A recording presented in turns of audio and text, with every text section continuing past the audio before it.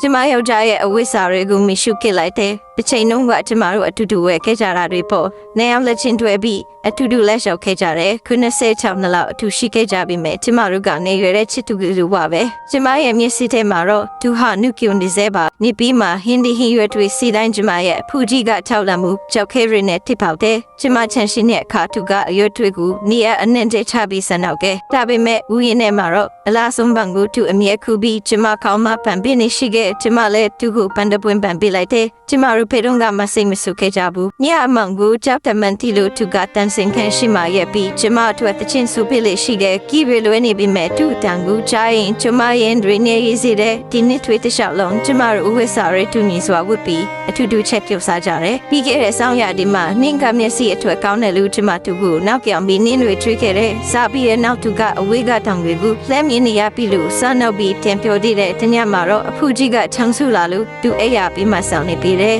ကျမအိပ်ပြုတ်သွားတိုင်းသူကကျမမျက်နာဘူးမြင်တာပုတ်ပြီးတဲ့ကျမကိုထားမထွက်ဘူးဆိုတာကျမသိတဲ့ကျမတို့မှာကလေးစနေရောက်ရှိပေမဲ့6ယောက်ပဲအသက်ရှင်နေကျမတို့စီဝဲစင်နာဘူးအထူးတူတွားကြတဲ့အဝိစာတွေအများကြီးဝဲပြီးမြေးလေးတွေထွက်ယူလာပေးမယ်လို့ကတိပေးခဲ့တဲ့သူလက်ကိုကင်ပြီးကျမအရင်ထွက်သွားတဲ့သူ kitchen ခဲ့တဲ့နောက်ပိုင်းမှာကျမကျမအေးလေးယူလာတဲ့စီယုံကိုထွားတိုင်းခြေထောက်တွေနာကျင်တဲ့အခါသူကကျမရဲ့သူ့တွေကိုမြင့်တာစွာဖူးပိတဲ့